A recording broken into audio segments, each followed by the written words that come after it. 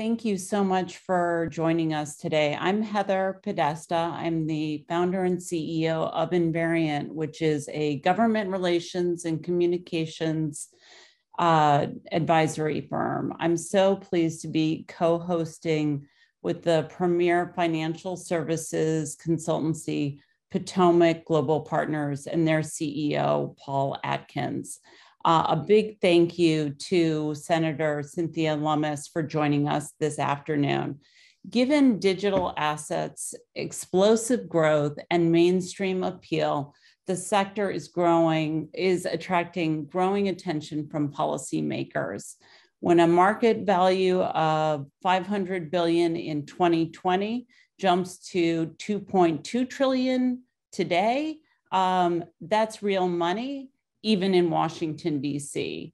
As for Main Street appeal, Pew Research recently found that 86% of Americans have heard of cryptocurrency. Interestingly, 16%, almost 1 out of 5 folks have invested in, traded, or used cryptocurrency.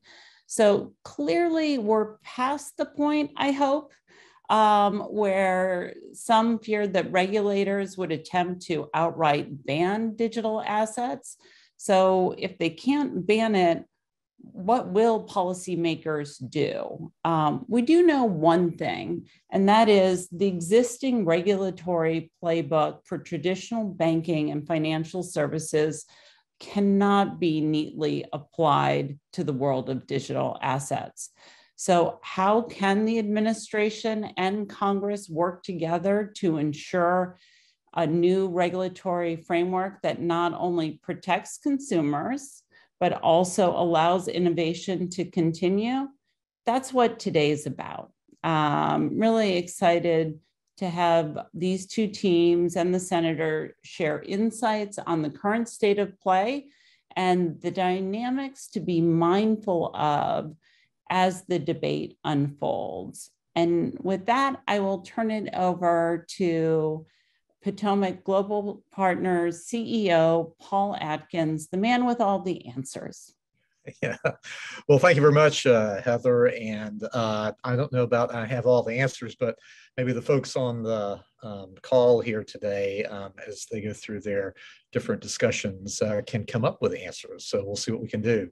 But we have a great lineup of subject matter experts from Invariant and Potomac with insights to share with you all. And of course, as Heather mentioned, remarks from Senator Cynthia Lummus, who's senator from Wyoming. One of her staff was quoted recently saying that the senator's goal is, quote, nothing short of full normalization for digital assets in the United States, end quote. Well, that's a worthy goal, but not without challenges to achieve it. One significant hurdle is the current approach of the Securities and Exchange Commission and the Commodity Futures Trading Commission of regulation by enforcement in the crypto space, which amounts to gotcha regulation. Then throw in the alphabet soup of the Financial Stability Oversight Council, the Treasury, the Fed, the Consumer Financial Protection Bureau, and the Office of the Comptroller of the Currency. They're all looking to assert jurisdiction over various elements of the crypto space. Add to that the Biden administration's expected forthcoming executive order for crypto, and you have a lot of cooks and not much clarity in the regulatory kitchen.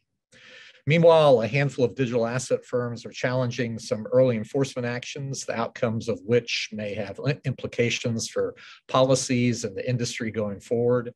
How do we move forward constructively and collaboratively? Well, recently, CFTC Commissioner Don Stump forcefully called for regulators to move past trying to fit crypto into the old rules for traditional finance, some of which have been in place for close to 100 years, and to set defined regulatory expectations appropriate for new, innovative products and services. SEC Commissioner Hester Peirce has proposed a safe harbor concept for token projects. Taken together, this approach may strike the right balance in the short term. Now, of course, the other key player in setting a policy framework for the crypto industry is Congress, and no one has been more engaged than Senator Lummus. All players in the digital asset ecosystem understand that the stakes are high and that the policies put in place today will determine whether crypto meets its full potential for innovators, for investors, and for society. Hopefully, discussions such as ours today will bring those policies into focus. So thank you again for joining us. And with that, let me turn it over to Carolyn Coda from Invariant, who will be our moderator today. Thanks. Thank you. So first, I want to just thank Paul and Heather for convening this group. I think it's going to be a really great conversation on, in my perspective, the hottest topic here in DC. My name is Carolyn Coda. I co-chair the Tax and Financial Services practice here at Invariant. I think maybe a good place to start is really, how did we get here? I think that if you're paying attention to the financial press and what's going on in DC, it really does feel like every single day there is a new development. But I think in order to understand where we are in February of 2022, it's a good thing to look back a little bit and over the developments of the last really 18 months to really understand how we are where we are today. So first, I'd like to turn it over to my colleagues, Joey Smith and Quincy Enoch, who lead our digital asset work here at Invariant. And maybe I'll start with you, Joey. So Joey, as you look across the last 18 months and all of the various things that have happened, how did you see the landscape developing to the point that we are today? Yeah, thanks for the question, Carolyn. So as you look at where we, where we are today, Paul and Heather highlighted a couple of kind of the pillar benchmarks that we saw. I mean, you see Bitcoin top $1 trillion in 2021, currently sitting at, 850 billion approximately. The broader crypto industry for a brief time there topped $3 trillion, which would have been just absolutely unthought of just a few short years ago by most here in DC and the traditional financial services industry. And now that crypto market cap is sitting around 2 trillion. You look at the stablecoin growth. Circle and their USDC, one of the largest stablecoin operators out there, saw a growth over the course of 2021 from 4 billion in January to currently sitting at about 50 billion in circulation. That shows a market that is continuing to grow, continuing to expand, continuing to innovate, that is doing nothing but just further expanding. On the legislative front, over the course of 2021, we saw approximately 35 bills focused on some aspect of crypto and blockchain policy. The most notable that the industry kind of coalesced around, that tax reporting language that was included in the infrastructure bill that saw a very quick and motivated industry engage DC at for those of us experienced here in DC, at a breakneck pace. Then you see Senator Lummus, which we're so great to hear from her here shortly, partner with Senator Sinema to start the Financial Innovation Caucus to focus on all things financial innovation. How do we keep those here in the U.S. And really promote the industry to be able to continue to grow? She announced, and it was reported towards the end of last year, is working on a very comprehensive package to really help drive the crypto industry. So look forward to hearing her kind of get a little bit more into that and where that legislation lives currently. And as Heather noted, you saw the attitudes on Capitol Hill hearings that focused on, you name the aspect of the industry. At the beginning of the year, we saw how, remarks into how can we regulate the industry out of existence, proposals from taxing it to blocking it from being converted into fiat currencies, to where we saw at the end of last year a hearing in the House Financial Services, which I just absolutely applaud the team there and the members taking a true bipartisan, education-based, fact-based approach to a hearing with 6 industry CEOs to really learn more about where the industry is, where it's going, and how it can work with the government to grow and expand in a responsible way. A few other benchmarks that we saw, El Salvador, approving Bitcoin as a legal tender. Just today announced that it expects its 1 billion Bitcoin bond issuance sometime in mid-March. We saw the PWG report around stablecoins. I know Paul's going to touch on that here briefly.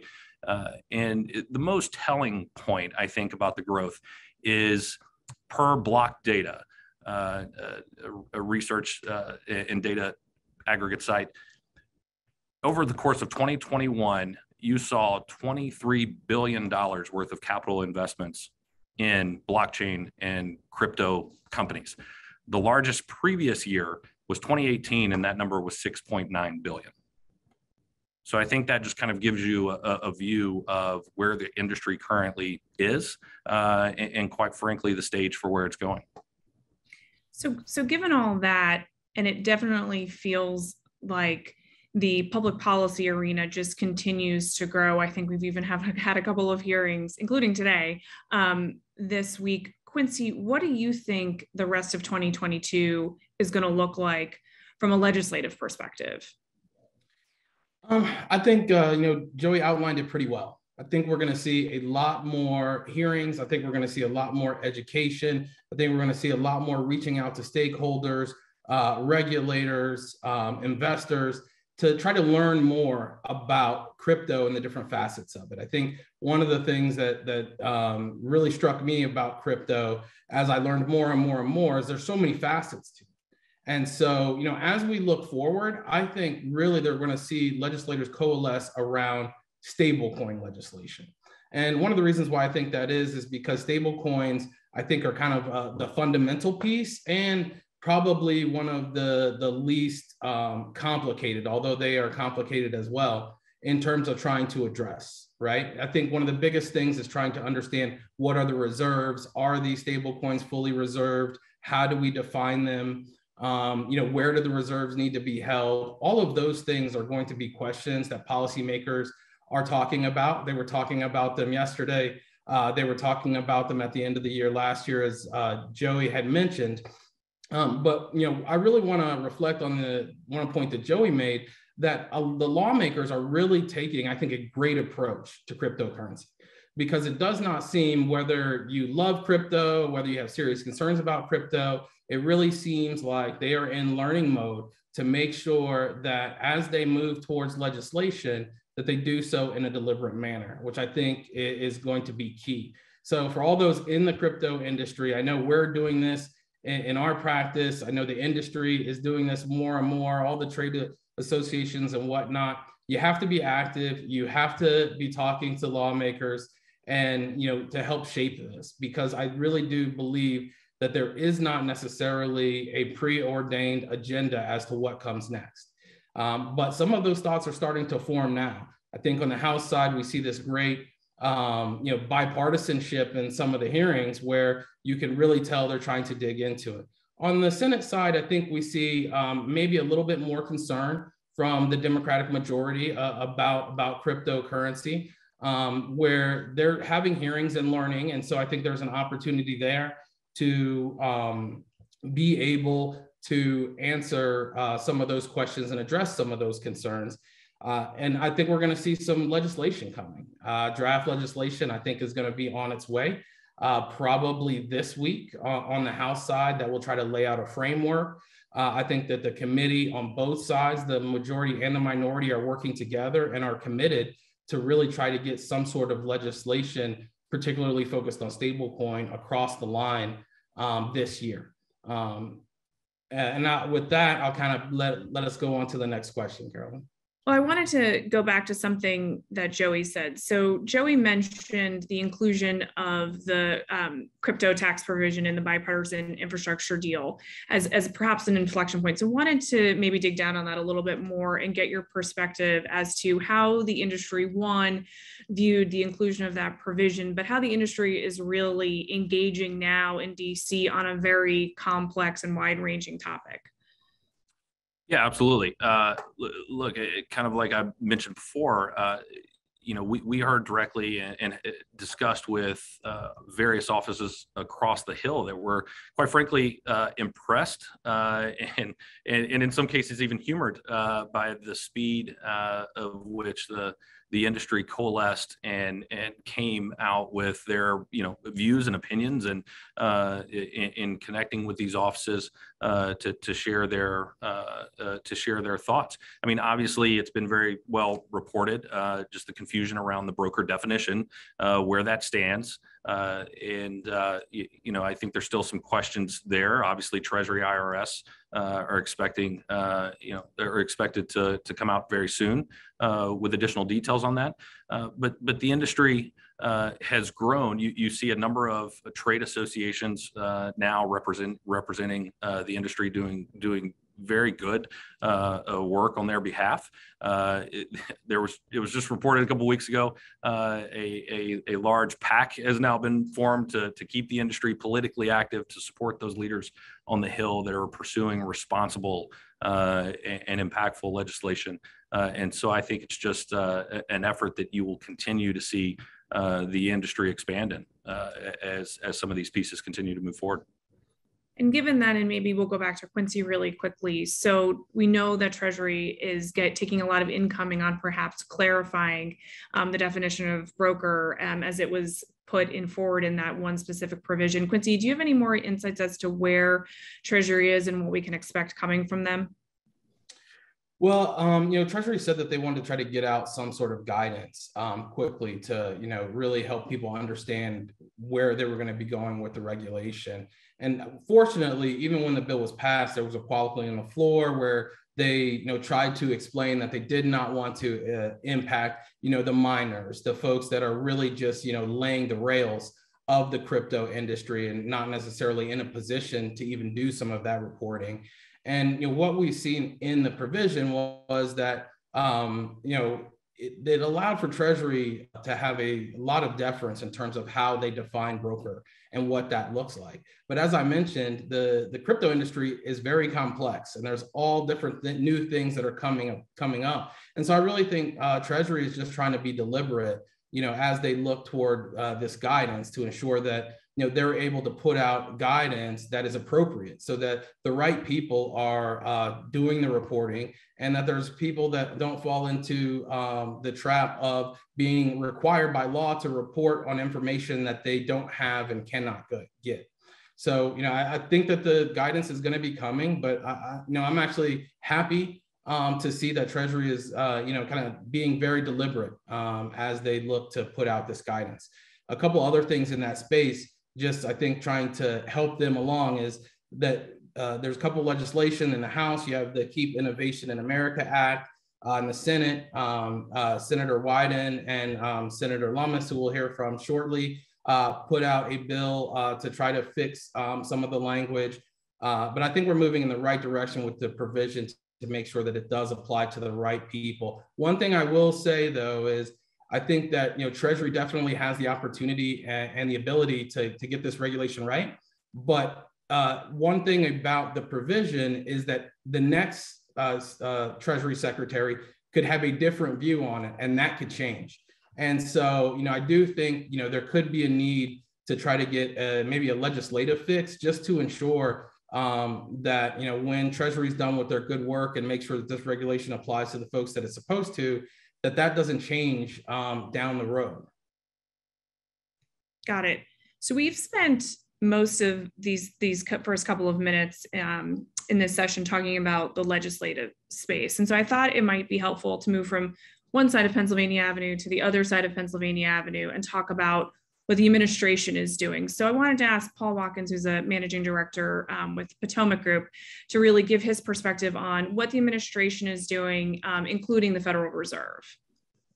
Well, thank you so much, Carolyn, and I'll just jump in on where Quincy and Joey were focusing on stablecoins, because I agree that this is a key element and is likely to be a real focus on the regulatory side as well.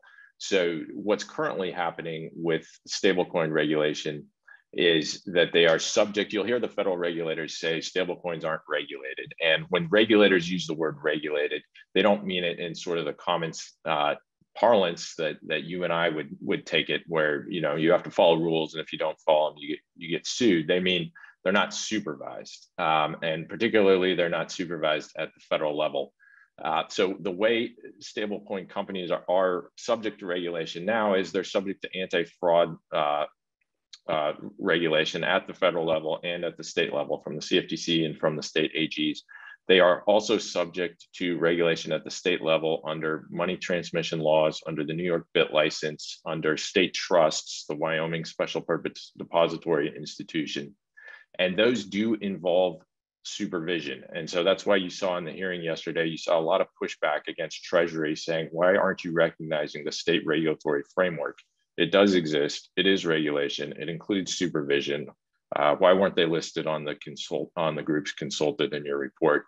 That whole extended colloquy comes because, in fact, there is an existing regulatory framework. So that's the status quo. Where do we go from here? Legislation, clearly deferring to the invariant experts who have more of a finger on the pulse there. My takeaway from the hearing was that it's going to be harder to achieve Treasury's preferred outcome. Treasury's preferred outcome from the PWG report was clearly to push all stablecoin activity into insured depository institutions. That was the primary call for legislation in the PWG report. There was considerable pushback from the Republican side of the aisle on that issue, and also some from the Democrat side. So I think that's going to be tough. Any legislation will probably be some sort of compromise, I would guess, that has to recognize this existing state framework. So what happens in the meantime, before we get legislation, as legislation is pending?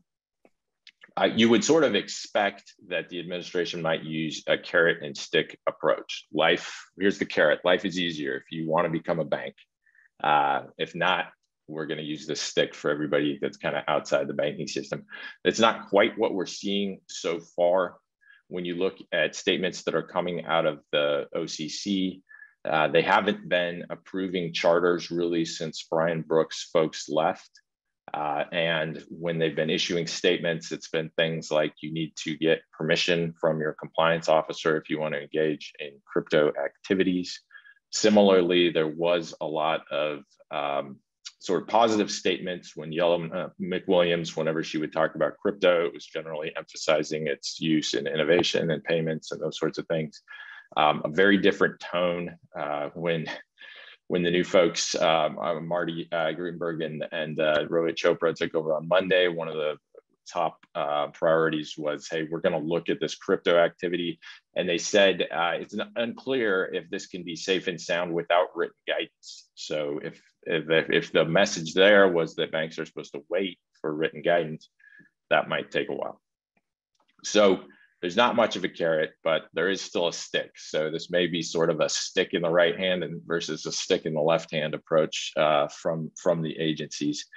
And there've been a number of potential enforcement actions that were laid out, that are being laid out in speeches and in the PWG report. And I'll just tick through some of those. The easiest are the lawsuits on fraud, misrepresenting reserves, which we've already highlighted. That's the sort of enforcement action that was brought against Tether. Actions that are going to be a little bit more challenging for some of the agencies are if the SEC wants to bring an action over failure to register as an investment company. That maybe it's a little bit easier to bring that action against, again, a company like Tether that has a little bit less regulation, might be more challenging against others. FSOC could potentially declare a company systemically important, but that's a challenge. And the last time they tried to do that sort of thing was against MetLife, which has a larger asset value than any stablecoin issuer. So potentially some issues there. There's a theory that's been floated by a professor from Harvard about using Glass-Steagall and going after unlicensed deposits.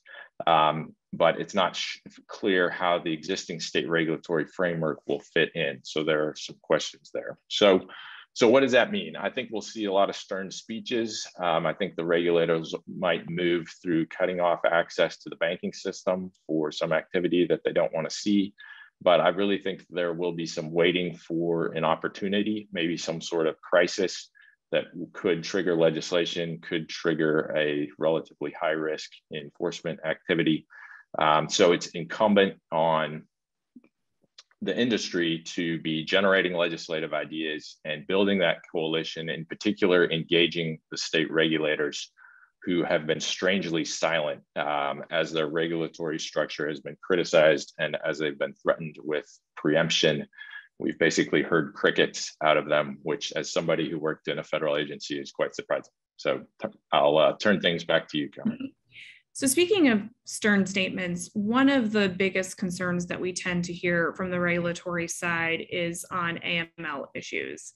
And increasingly the inclusion of DeFi, which is a separate but related topic to all of this. So Robbie, I wanted to ask you, as someone who leads those issues over at Potomac, where you see the regulatory space going, perhaps in those two areas, knowing that those are of paramount concern. I will actually say that of all the questions that we had submitted before the webinar started, those were two of the biggest buckets of questions. And so I do think people are really interested in hearing on those topics. Yeah, well, thank you. And thanks everyone for the great insights so far. I think to backtrack just a tad, the fundamental questions regarding record keeping, whether they apply to AML, whether they apply to taxation issues, really boil down to the fact that when there's transactions in virtual currencies or digital assets, there's a capacity for those transactions to be peer-to-peer. So that's a very cash-like phenomenon. When one person exchanges cash with another person, there's no intermediary. What is different, of course, is that there is a blockchain and that transactions are recorded. And so I think one of the challenges that policymakers are facing and that the industry is facing is just thinking through how do you apply a set of rules that kind of differentiated between cash transactions and intermediated transactions. How do you apply that framework to this new bucket of transactions that can be peer-to-peer? Not always, of course, a lot of crypto transactions do go through intermediaries, but how do you apply that existing framework to a world in which there is a bucket of transactions that can be peer-to-peer?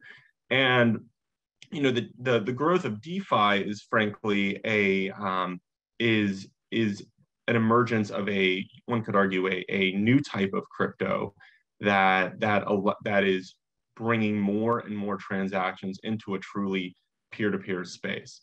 So to get to the focus of your question, you know, in the AML space and the sanctions compliance space, it's been an interesting you know, year and change.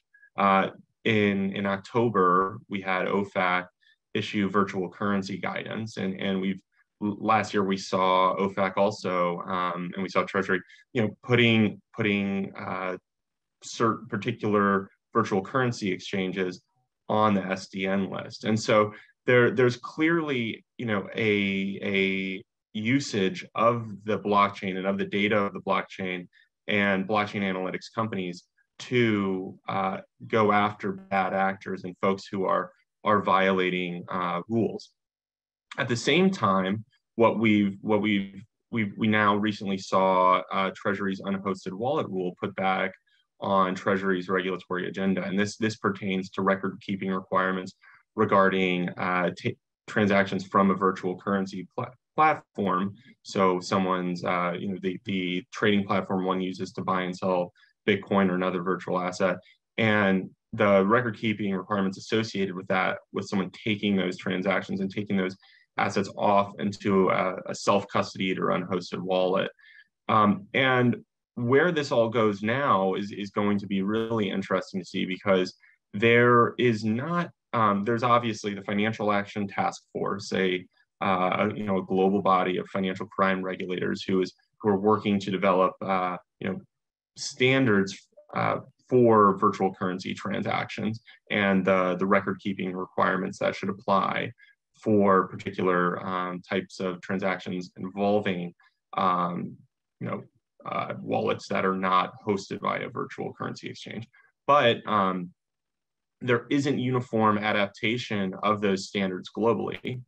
And, you know, to put that, just a data point on that, you know, 58 out of 128 jurisdictions as of midway through 2021 have, you know, implemented FATF's travel rule. So what we're seeing, and where DeFi plays into this, is we're already kind of playing catch up in the crypto industry we have, and trying to understand how to put the existing regulatory framework and the guidance that has been provided, and apply that to a cryptocurrency ecosystem that involves a lot of what are called virtual asset service providers, the digital currency exchanges, that the household names that people use to buy and sell Bitcoin. We're already kind of trying to think through how that is going to work. And there's already these questions about that, you know, Joey and Quincy brought up, of how is tax reporting going to work? How is AML compliance reporting going to work? What's now DeFi is layering on top of that is a question of what happens when people are not trading through an exchange, but rather they're trading through a smart contract, through a liquidity pool. Certainly, there are examples of decentralized exchange platforms that aren't fully decentralized. In its purest form, at least, you know, according to advocates, you know, decentralized exchange would be a verb rather than a noun. And in that context, where do the reporting obligations lie? And what we see here at Potomac is that really increasingly becoming a big question that the industry is facing. Thank you. That was really interesting. And we've been talking a lot about the various regulators. So we've talked about the OCC, we've talked about Treasury, we just brought up FATF. The two that haven't really been mentioned yet, at least in a specific context, is the SEC and the CFTC, which obviously loom large in all of this. So maybe before the senator joins us here, that's a great place to end some of the panel questioning. So Ted, we'd really love your perspective on where you really see those two regulatory agencies going in this space in the next year. Yeah, absolutely. And thanks everyone for your comments today. This has been great. I think, you know, just to set the table a little bit, you know, Paul Atkins kind of alluded to this, but really one of the key issues for trading platforms is figuring out whether regulators classify cryptocurrency as a security or as a commodity. If it's a commodity, of course, it falls into the regulatory sphere of the CFTC. And if it's a security, it's overseen by the SEC. And the reason why this is so important, because there's really a dramatic difference in terms of regulation, depending on which bucket you fall into. The CFTC has limited authority over commodities that are traded on a spot market, which is, you know, that's an exchange like Coinbase or Gemini, where you can just go on and buy and sell cryptocurrency. They have authority to combat fraud and manipulation in the market, but they don't have any registration requirements, for example. But if you do fall into the securities bucket, and your trading platform has many more obligations, there's a registration requirement. And then on top of that, presumably cryptocurrency would also be subject to issuer requirements as well. And that can be an awkward fit overall. These trading platforms, the way the market has evolved, they don't have the traditional intermediation that you see in markets today, securities markets today. Retail traders can directly access these platforms. They don't have to use brokers. And, you know, the trading, the clearing, the settlement, all these things that have sometimes been done by individual entities are really all internalized on these exchanges. So it's a different approach from what you've seen traditionally. And then on top of that, cryptocurrencies, if you were to make them subject to disclosure requirements, it would be an awkward fit, because they're not like traditional companies. You know, they don't have profit and loss statements. So it's not clear how that would actually work. And so that puts these trading platforms in a bind, because we haven't seen the kind of guidance from the SEC on how you would actually apply these traditional rules to these platforms that look in these platforms and these things that are being traded that are much different than, are quite a bit different than what you see in traditional securities. And so the where things stand today with the regulators is, you know, Gary Gensler, as many people are aware, has said a lot of these cryptocurrencies are unregistered securities in his view. And he's called for many of these trading platforms to register with the SEC. The challenge, however, is that they haven't said, neither Gensler or the SEC has said what they consider, which cryptocurrencies they actually consider to be securities. And so they've told the industry to do their own facts and circumstances analysis under the Howey test. And they've also brought enforcement cases in certain instances. So it's not as simple, you can't just remove a cryptocurrency from your platform to avoid registration. And of course, Chair Benham is also out there, and he said, today that he considers Bitcoin and Ether to be commodities, but hasn't said much more beyond that. But where both chairs, the CFTC and SEC, are in agreement is that they think there should be more oversight brought to the spot market. And there's a couple ways that we might get more clarity on this kind of definitional issue that they're facing. One is through enforcement cases. Looking ahead to this year, we expect more enforcement cases in the cryptocurrency space. There's also one really important case that's outstanding, and that's the lawsuit that the SEC has brought against Ripple Labs for allegedly offering an unregistered security. And this case really goes to the heart of the question of how you apply the Howey test to a digital asset, a cryptocurrency. It could be, you could have an outcome this year, but it's likely to be appealed. But that's something to keep an eye on. The other place where you can get clarity, you should get more guidance. There's the pending executive order. It's possible they get at this issue in that executive order. Regulators, of course, could provide more guidance. There's speeches and no action letters. And finally, FSOC. FSOC has the potential to look at stablecoins, but maybe they go outside of that too. And that's I think something to keep an eye on. And then finally, and I think this leads really well into our next speaker, is Congress could act and do something. And two things to watch in this is Congress could act to change definitions of what constitutes a commodity or security, or even create a totally new category. And then of course they could determine which regulator would oversee that, or perhaps both. And so I think that's something to look for. There's already legislation out there addressing some of these questions. And of course, Senator Lummus is reportedly working on her own legislation. So it'll be interesting to see what she comes up, what she introduces as well. Thanks. So that is a perfect place to stop. And you essentially, Ted, did my job, where I can now transition to the senator who is joining us. I'm actually going to turn it over to my colleague, Landon, who actually comes from Team Lummus back in his in a different life, to introduce the senator, and then we'll get on with questions. So Landon, why don't you go ahead? Thank you, Carolyn, and thank you, Robbie and Ted, for those insights. We are now honored to be joined by one of the industry's leading champions in the Senate, if not all of Capitol Hill, the senator from the great state of Wyoming, Senator Cynthia Lummus. Senator Lummus is Wyoming's first female senator. She served in the U.S. House for 8 years. She spent 8 years as Wyoming State Treasurer, 14 years in the Wyoming State House and Senate, and many other things in addition to being a cattle rancher and entrepreneur. Senator, it's great to see you. As always, I do want to recognize the recent devastating loss to the state of Wyoming and your congressional office, and the recent passing of Leland Christensen, a lifelong public servant in Wyoming. I know I can speak for everyone involved in this event in offering our deepest condolences. But thank you so much for making time for the discussion, and we look forward to hearing about the work you expect to be doing on crypto policy moving forward, and what we might expect on the legislative landscape.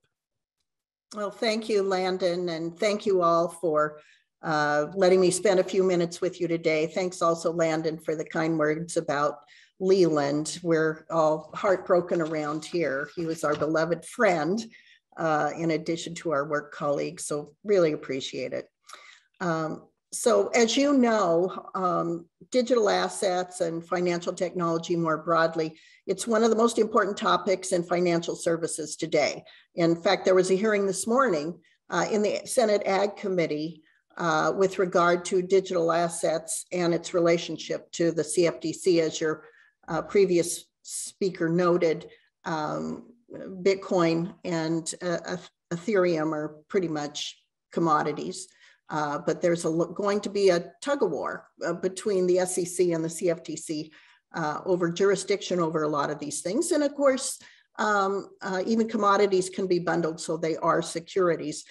So we're keeping those just sort of general notions in mind with regard to the legislation that we're sponsoring. We want to make this as bipartisan as possible, and in fact, nonpartisan if possible.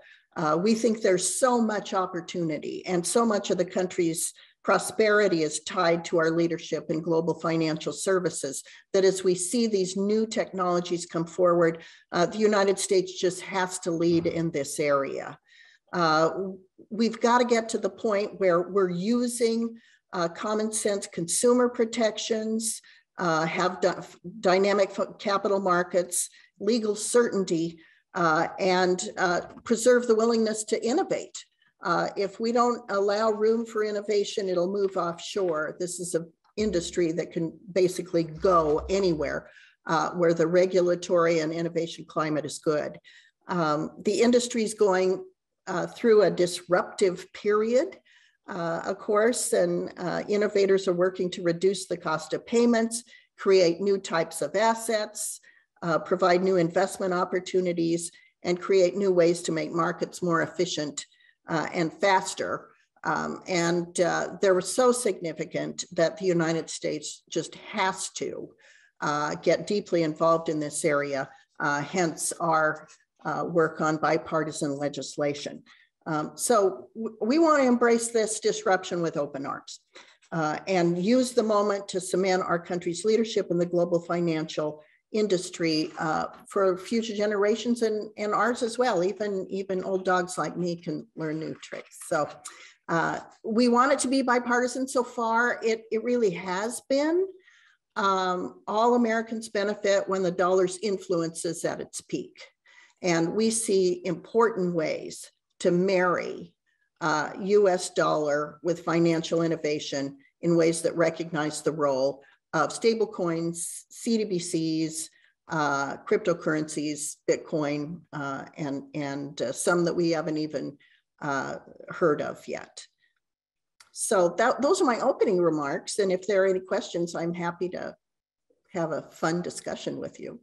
Yeah, absolutely, Senator. So we had lots of people submit questions, so really excited, and also want to echo what Landon said. Thank you for taking time out of your very busy schedule to join us here today. So maybe one of the things we can start off with is you obviously come from the great state of Wyoming, which has really been on the forefront in the state regulatory aspect of regulating the digital asset market. What role do you think that the state regulatory bodies should be playing as the federal regulators start to think about a framework on their level?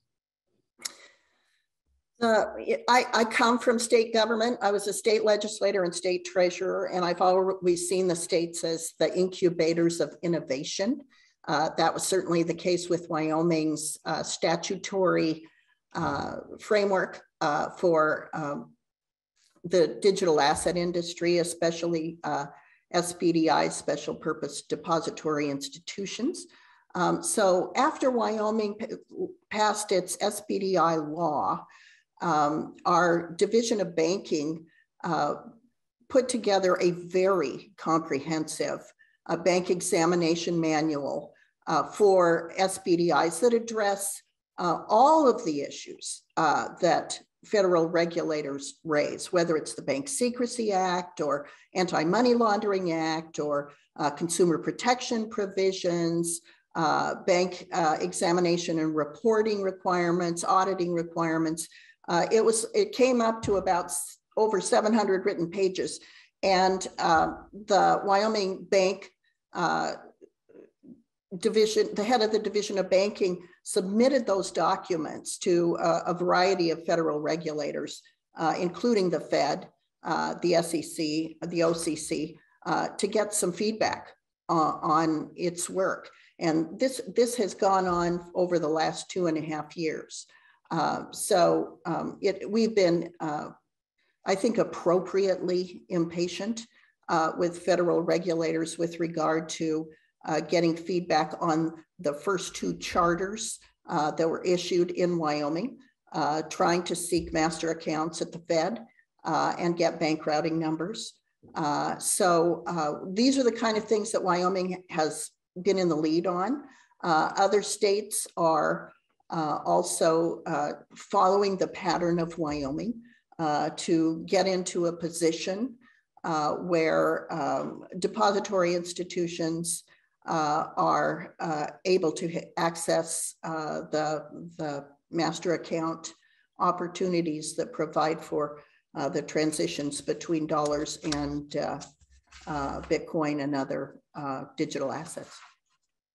So even by just the details that you gave, it is obvious that it is a Herculean task to try to develop a framework for this new entry into the financial services market. So as a leader on on this issue specifically, and in an environment that to a lot of folks feels like it's very hard to drive bipartisan compromise, what do you see as the possibility for members from both sides of the aisle, both chambers and the regulatory bodies being able to come together and form consensus on this issue? Well, I think one of the reasons that there's an opportunity to be bipartisan on this is that it is so new. There's a intellectual curiosity around the U.S. Capitol building here on Capitol Hill about digital assets. There's a desire to learn. So that's why Kirsten Sinema and I started the Financial Innovation Caucus. We've had multiple events. We have them with staff and members invited frequently. They're on Mondays, so there aren't very many members there, but there's a lot of staff there. We've had fabulous turnout and we've had great speakers. We will continue to do that. I hosted a dinner that was bipartisan and invited members to come. We had 9 members who stayed through the whole dinner, and then 11 or 12 who wandered in and out. So, and this was a bipartisan group. So I believe similar efforts are going on in the House.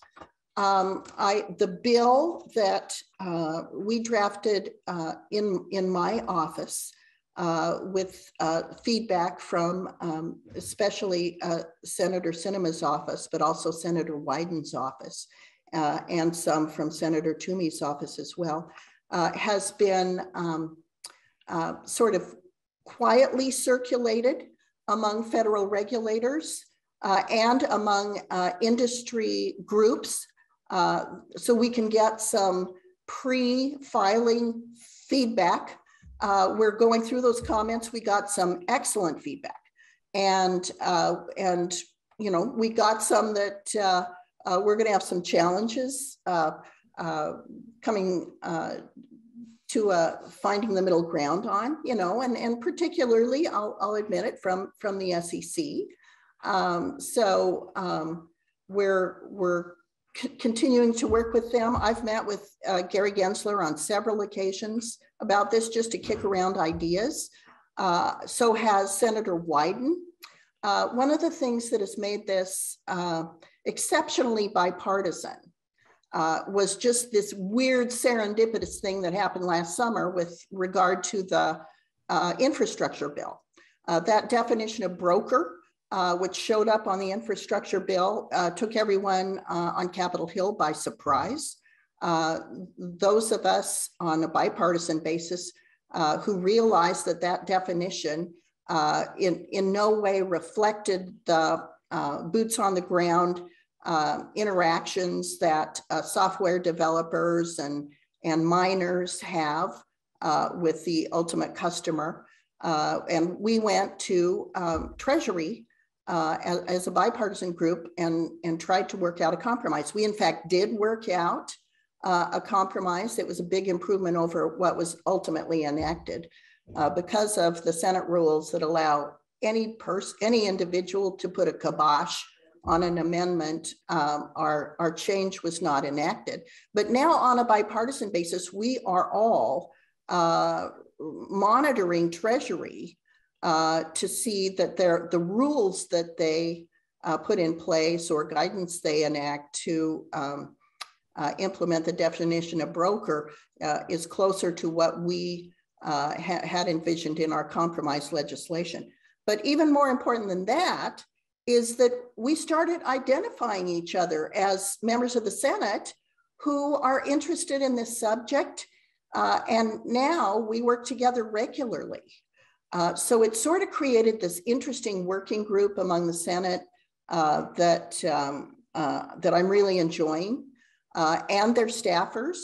And it also connected in a big way the digital asset community with their senators, because they started calling their senators and explaining this subject to people. It was a subject that, because it wasn't specific to infrastructure, very few people knew that it was in the bill. So all of a sudden, Senate officers are really getting deluged by people in the digital asset community in their states, making them aware that the subject is coming. So when I look at how just the knowledge base, the awareness of the importance of digital assets and getting this right and getting it done right sooner rather than later has changed in the last year, it's absolutely phenomenal. You know, a year ago, I could be talking about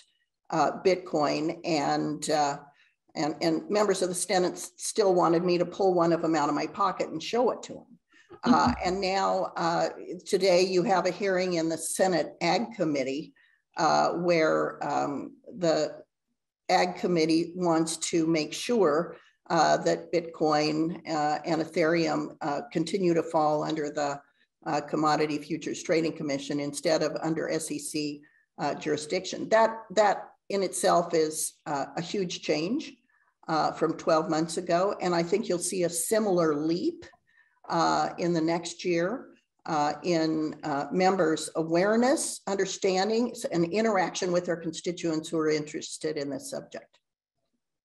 Well, I really want to thank you for providing all of that insight and detail to your proposal. We got so many questions from people that are participating today. Very interested in that. So again, thank you. To go back to something that you said in your opening remarks about competitiveness. So we've obviously seen China issue its own central bank digital currency. What risks or threats do you see to the US dollar and US competitiveness overall if we don't get this right?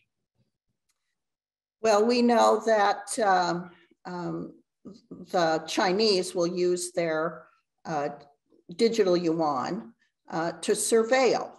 That is not an economy that is interested, or a Chinese Communist Party that is interested in the components of Bitcoin and the blockchain that make it decentralized and so ubiquitous. I mean, they have every goal to centralize everything.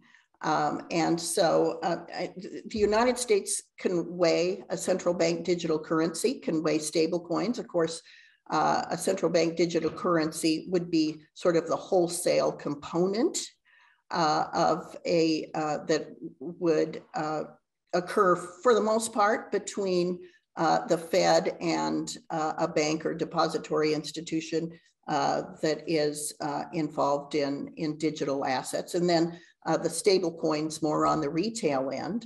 If you're doing a very large transaction across the world, the speed at which transactions can be settled can be dramatically increased from weeks to days to hours to seconds. And for a lot of big transactions, that's going to become just phenomenally important. So I think that the United States, in recognition of the fact that transaction costs and the speed of transactions and the ability to settle them quickly and accurately as quickly as possible is going to be important. So we need to look at a CBDC. I'm not sure we need to jump in with both feet immediately, but we need to explore as the whole world goes to a digital framework for the transfer of money. We just need to be in the forefront of this. Well, and speaking of CBDCs, so there has been a lot of activity in the congressional space on hearings about stablecoins. And we obviously have the president's working group report on that. And the House has had their hearing this week. We understand that the Senate is also going to have a hearing. So do you agree with Chairman Powell's statement that any potential CBDC can exist or coexist with privately issued stablecoins? I do. And there may be instances where using a stablecoin that's privately issued, programmable money that is backed by a Fed CBDC is a possible way to have a transaction. You can also have a stablecoin that is either FDIC insured or backed by US dollars. I believe in the President's Working Group, they provided one of those options, FDIC insurance, but maybe not the other, which is just a stablecoin that's 100% backed by currency or by a Fed CBDC. So those are discussions that we'll want to continue to have with them. But I believe that all of those discussions will be on the front burner in 2022.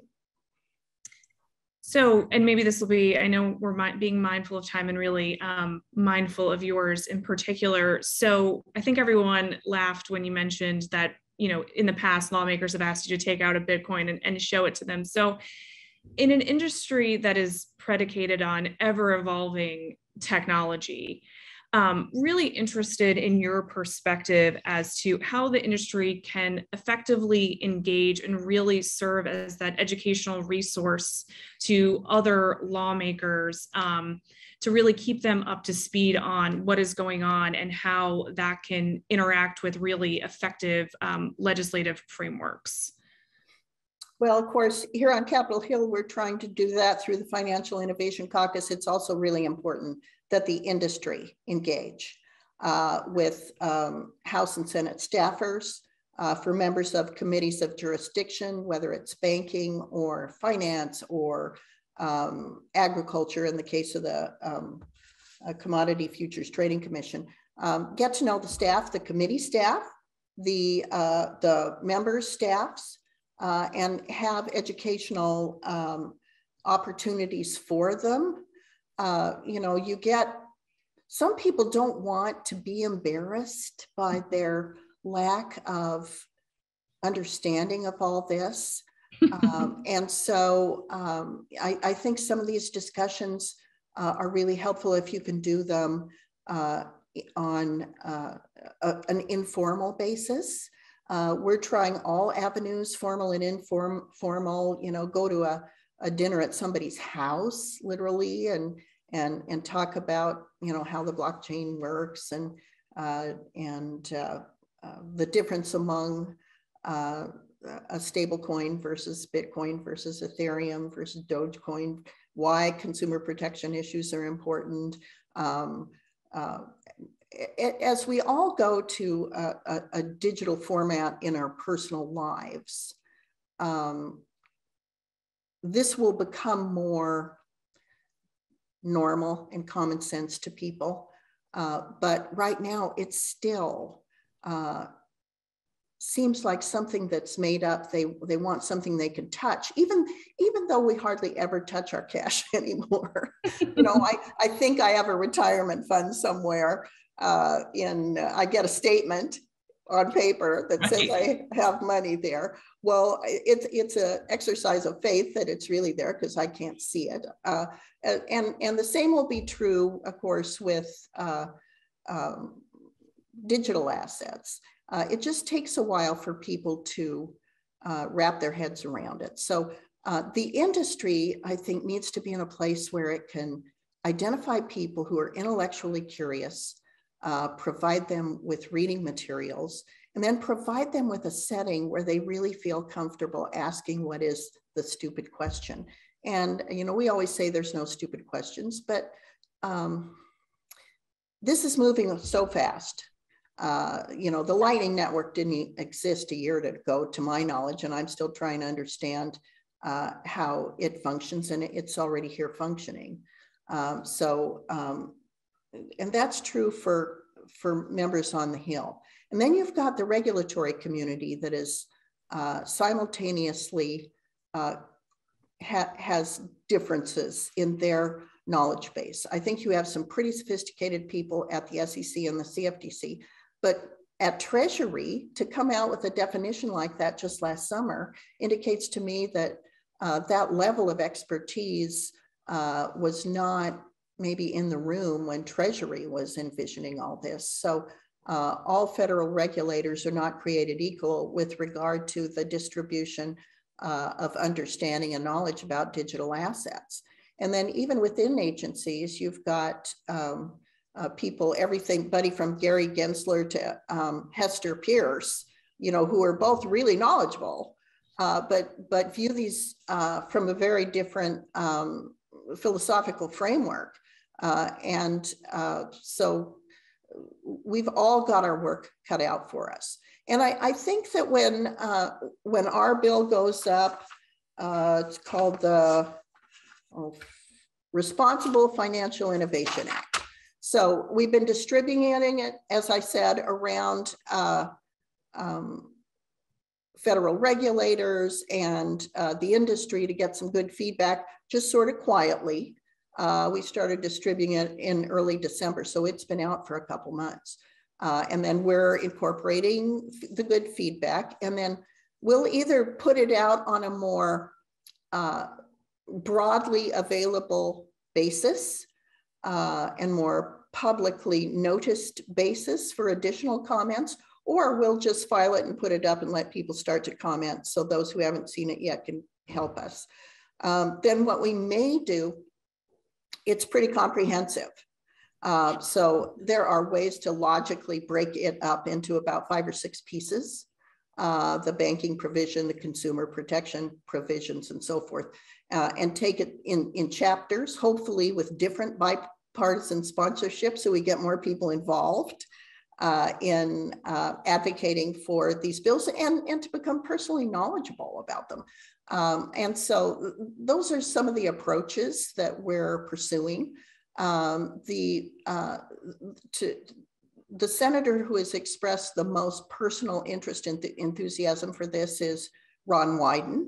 Of course, he's into consumer protection and privacy. Those are both important aspects of his interest in this bill, but his enthusiasm about it is really impressive and delightful. And so I think he'll be pretty pivotally involved. And as chairman of the Finance Committee in the Senate, that's a nice person to have in your group of interested parties. So yeah, I think that this is going to be a big year for this subject, really big. And you're going to see this piece of legislation in a very few weeks, I think. Great. Well, I think that's the perfect place to end with that advice for the industry. And I think we all agree with you. And before you jumped on, I think that was the theme, that we think 2022 is going to be a really big year for the digital asset space. So want to, one, thank you for your time, but really thank you for your leadership on Capitol Hill on this issue, and want to really thank all of the other panelists that we had here with us today from Invariant and from the Potomac Group. You can find Invariant resources at Invariant on Twitter and our LinkedIn page, and you can go to potomac.com for additional resources from the Potomac Global Partner Group. So again, want to really thank everybody and hope everybody has a really good rest of their day. Thanks. We want your help and feedback. Thank you. Thanks so much, Senator.